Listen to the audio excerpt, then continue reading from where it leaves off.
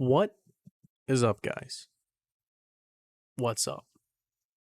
As someone who's followed FNAF since the very beginning, like the first game, I've been excited for a movie for the longest time. And once we got a little tease, a little tease to show that it's on its way, I was fucking ecstatic. Obviously, most video game movies, they don't do too well. Bunch of examples of that, and we all know what I'm talking about. But if you go in with no expectations, you're always going to come out pretty fulfilled. And that really goes with anything, especially women.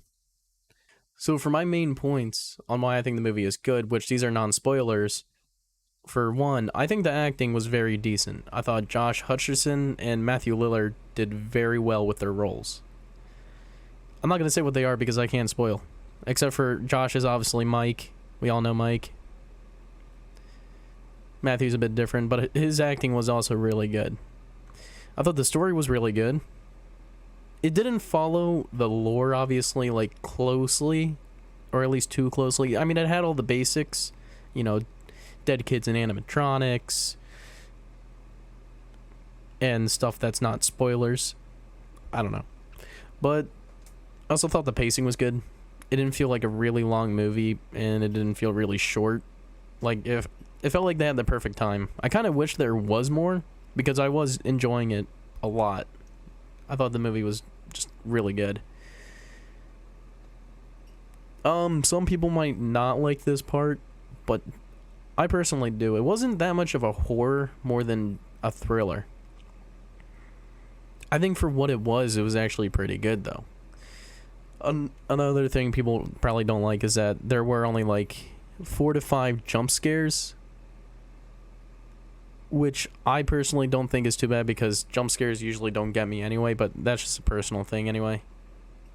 The animatronics look really good. The design that they did was just perfect. Right on the dot. And I also like how the movie kind of captured how there's kids in the animatronics, so they're gonna act like kids.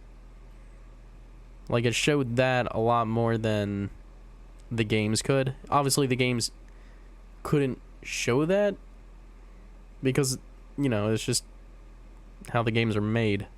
They're coming to kill you. They're not gonna sit down and have a chat. I mean, technically they can't talk anyway. So I thought the cameos in it, so there were 2 main cameos with YouTubers, and then a more subtle one. But even that one, I thought they were all pretty good. I really like how they did that. I thought the cameos were funny. And then the Easter eggs. Holy shit, is this thing packed with Easter eggs. Seriously. It seems like every scene, there's something that you should probably notice if you follow the lore pretty hard. Which I sort of do, but also at times not really, because I learned some things, some new things, which was pretty cool. But yeah, the main con for most people, I think, would probably be that it doesn't follow the lore exactly from the games. But then again, the lore has been changed so much. I never expected it to. I expected sort of a new story from this. And that's exactly what I got, and I'm pretty happy with it, because I think the story that they made with it was good. It was really good. So this part is going to be spoilers. If you want to skip to when I give my final review, it's right there. Other than that, let's get right back into it. So the first cameo I wanted to talk about was, well, I'm only going to talk about this one cameo, MatPat. Oh my god, it was so funny. I geeked when I saw him. I wasn't expecting MatPat, and then you just see him, and then he also throws in a little theory in there. That was awesome. I love MatPat, dude. It's so funny. They also talked about they talked about a dream theory, but it was more of a callback to the dream theory in FNAF.